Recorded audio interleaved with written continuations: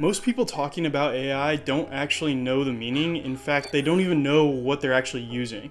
And I feel a real relationship to AI and to humanity to explain everything, so even the most basic knowledge to people is understood. Because a lot of people even using AI like ChatGPT or any of the big 3 LLMs that are currently out on the market don't even understand how it works or how to use it best. The framework that I'm gonna explain today and go over in this video is, first, what are you currently using? Next, what an LLM actually is, explain exactly how an LLM works piece by piece, and what AI is today as it currently stands, and then how we went from AI actually giving us answers to then creating things like AI agents, and then creating things like coding and other aspects that we use and can utilize AI or an LLM to do. I'm gonna explain it to you like you're 10 years old. I'm gonna lay it out extremely simple and make sure that you're getting each point, and each point is taken into context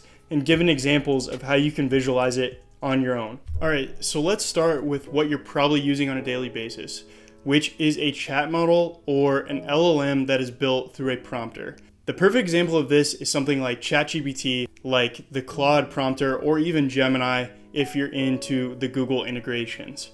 Now, I think where most people get this wrong, they are talking to it like it's a human or it's a robot brain that has, unlimited knowledge, and it has this big database of all the information. It basically is just a giant brain that has different neural connections that if you speak to it like a human, it's going to respond like a human. It's going to do things like, be able to count down, or it's going to be able to do things that if you give it enough information, it can figure it out on its own. Now, that is the biggest misconception with what AI is or what you're using on a daily basis. Hey everyone, before I get super in-depth to this video, which is going to be super insightful and detailed to where you're going to understand it right away, I wanted to clear things up right now. Because although everything seems like it's costing a lot, gas is more expensive, living expenses seem more expensive, well, I'm going to give you something completely free. If you go to my website, proverbaiconsulting.com/AI review, you get to receive an AI readiness review that costs people $5,000 to $8,000 just for consulting on their business and to see if AI is a good fit in the systems that they have right now. And I'm giving it to you completely free. This is the same level of consulting that firms, businesses like manufacturing, construction, even professional services pay thousands of dollars for. This is your opportunity to go in and get it for free right now. Go into my website, click the link, and also put in your information. We'll reach out to you with your free AI readiness review right that instant. All right, let's get back to the video. Now, what you're using on a daily basis in these models is an LLM. Now, I'm going to explain exactly what an LLM is right now. So you're probably wondering what an LLM or a large language model is.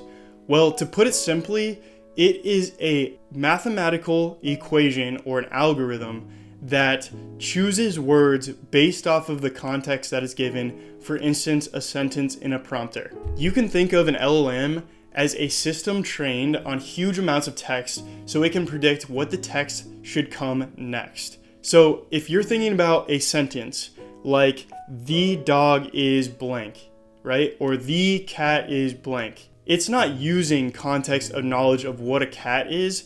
It is basically factoring in a bunch of different variables like a cat, what it is, those kind of things associated with a cat, and finishing out the sentence to get you an answer. So as I said before, to reiterate on the fact of what you need to know about a large language model, there are 4 main pieces you need to know. So an LLM isn't thinking, it's not using a brain or a massive amount of knowledge.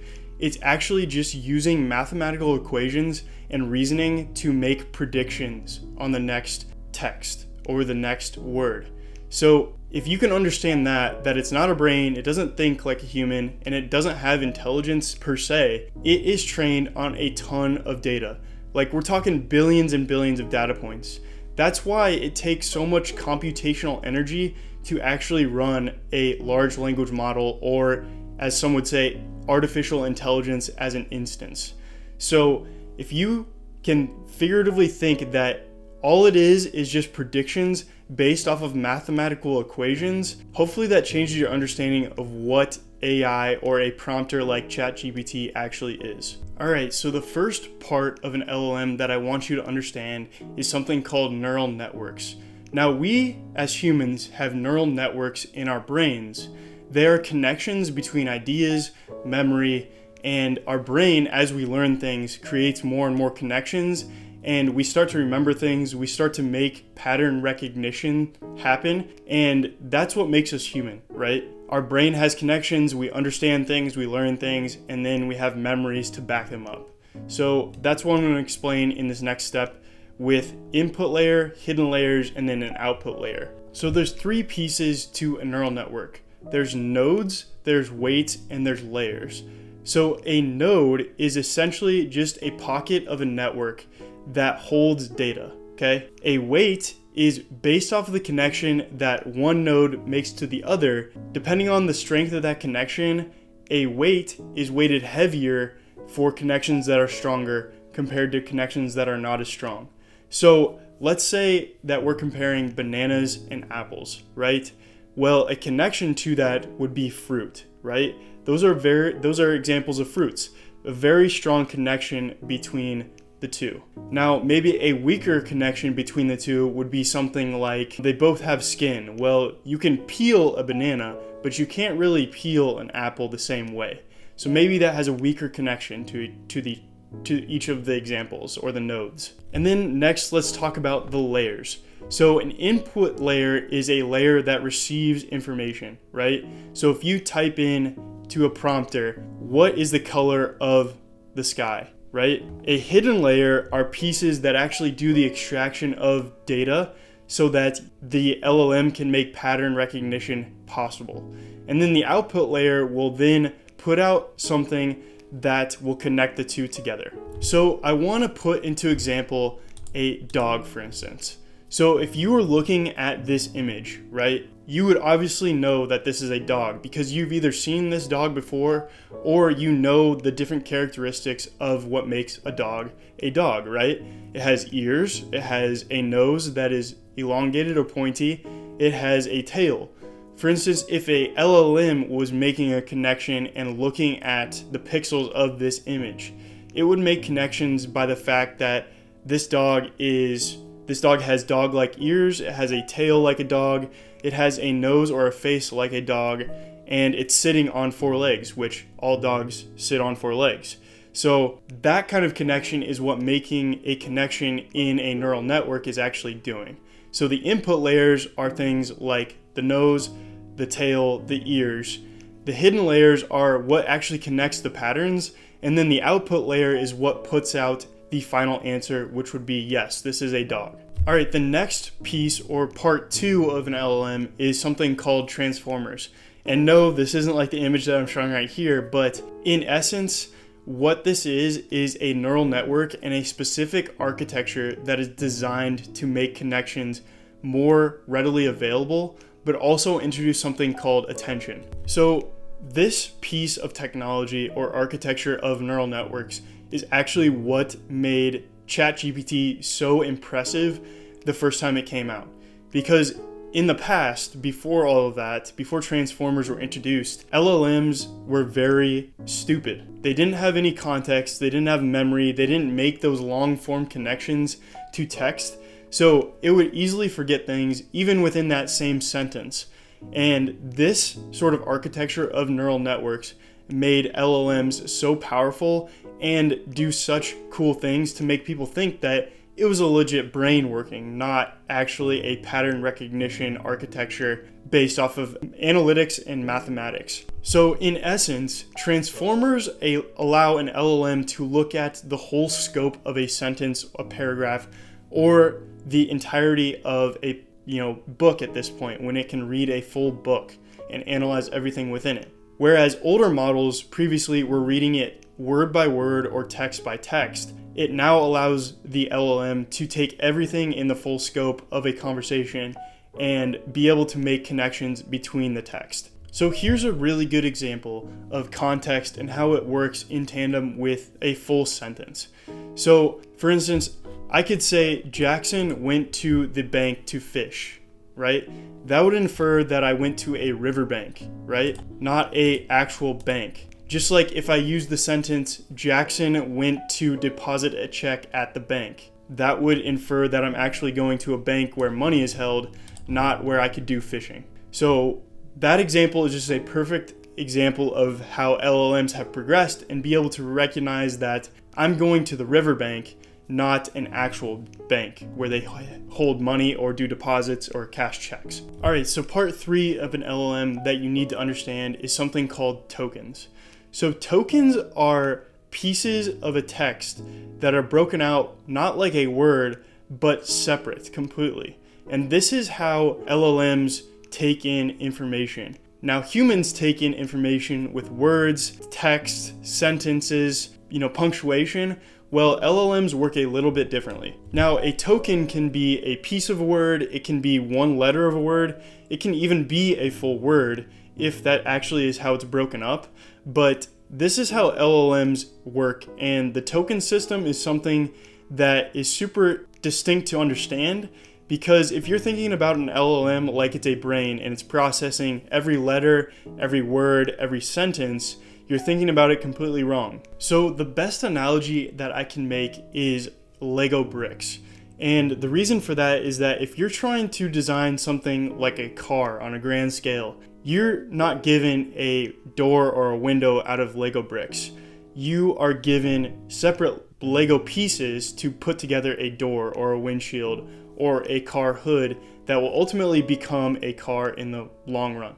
But essentially, this is made for flexibility, especially when you're analyzing large pieces of data, or the LLM is fed an input that is greater and has many misspellings, or using slang terms that are not normal to an English dictionary. This allows the LLM to be extremely flexible, be able to handle mistakes, and be able to formulate a better outcome or an output layer that is more justifiable. All right, and the fourth piece of an LLM that I want you to understand is LLM training.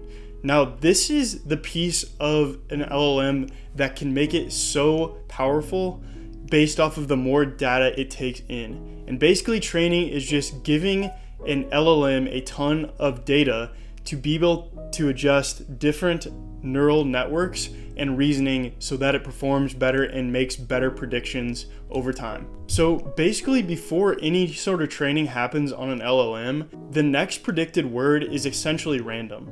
And this is where testing and training comes so, in handy and makes LLMs more powerful as they get more information. Is, for example, you'll give the LLM something like peanut butter and, blank. And then it will say something like steak, and then you'll say, no, that reasoning is incorrect. Then you'll ask it again, okay, peanut butter and it'll say something like pancakes. And it'll keep training on that, and the reasoning will get better and better, and eventually it will say something like peanut butter and then the LLM will say jelly, which is the right outcome. So I think the next idea that you need to comprehend about training is that it doesn't store knowledge like there's a giant memory bank.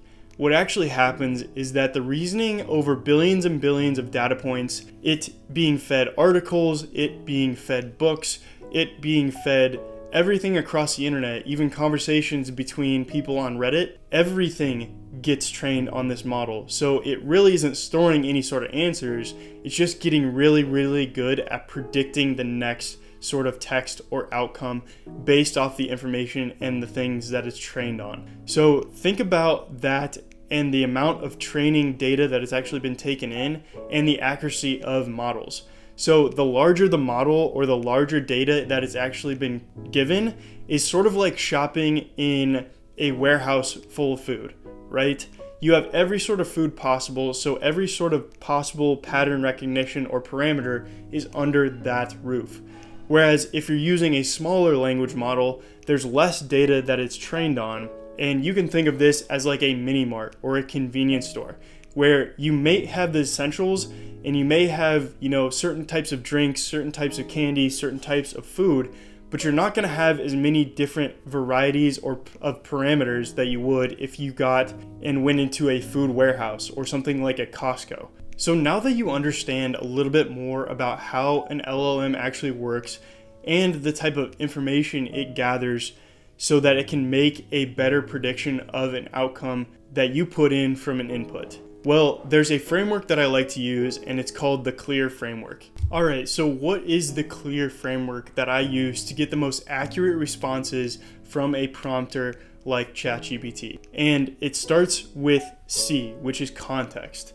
So what is context? Well, it's basically the realm at which you want the LLM to live in. So if you're not giving a LLM a context, it's basically living in a world with free reign and a world with endless internet garbage. Essentially, what you're doing is just narrowing the variability in the world that it lives in. So if you were to say, write an ad for a supplement, well, that's very vague, and the context is very poor because you don't know what kind of world you're living in or what exactly the supplement is. You know, if you're thinking about this like a human, then you're probably just writing a very bad ad, right? That covers a lot of generic topics, especially around supplements. But if you wrote something like, write a instinctual ad for a supplement that helps 25 to 40-year-old men grow hair. So that would be a very specific context and shortening the probability of what kind of internet bullcrap you're gonna get. The next in the path of clear is L, which stands for logic. So logic is basically the path that the LLM should take to get to the answer that you're looking for. So if you give it logic as, first you need to analyze this, then you need to create the personalized message, then you need to build the ad framework, then you need to structure it so it reaches this audience, that kind of thing. And a lot of people skip this in prompting because it does take a lot of time, and to be honest, most people are lazy. So if I was to give an example about the supplements that we just talked about, well, first you need to analyze the pain points of the audience, then you need to structure it around a CTA, and then you need to figure out the solution and position the ad as the solution to whatever the 25 to 40-year-old men's problems are. The next in the CLEAR framework is E, for examples. And this is where the responses get very strong and the accuracy increases by a lot. So an example is basically giving an ad that you really like, or let's say you go on the internet and find an ad, right? And you really like the tone, you really like how it struck you. Well, giving it that as an example, but allowing it to make configurations or iterations of that as the example actually increases the potential of the output by almost 20%. That moves us to A of the CLEAR framework, which is action. Now, you need to specifically tell that prompt or that LLM what you want to actually accomplish. If you're saying, hey, write me 5 ad variations for this exact thing, or write me it in different contexts. So maybe it's top of the funnel ads, maybe it's middle of the funnel ads, or maybe it's bottom of the funnel ads of people that have already understood what your product is. And this is just an example for supplements. This should be done with anything if you want to get the most accurate outputs and to get a plethora of options from your LLM. And then finally, which is the next step, which is R, and that stands for restrictions. Now, a lot of people skip this. In fact, the majority of prompts do not have any restrictions into what's actually being put into the LLM. So a lot of times you'll see great framework of prompts all the way from C to A, but there's always R left out, which still adds some variability to the output that you're getting from the prompter. And the restrictions just basically safeguard everything, and it's really the underrated weapon. So if you're running ads for the same context of the supplement, like you'd restrict it by saying, do not put anything salesy, do not put standard marketing tactics, or do not sound like AI. Perfect example of giving it restrictions and giving it safeguards to get a more accurate output from the LLM. So now that you understand the basics of an LLM and you understand how to actually use it effectively to get the best outputs possible, hopefully now with your more in-depth information and in-depth knowledge, you can explain an LLM to your coworker, to your best friend, or even a family member so that you sound like a very smart person, and an AI agent or an LLM won't be confusing for you or anyone you're around anymore.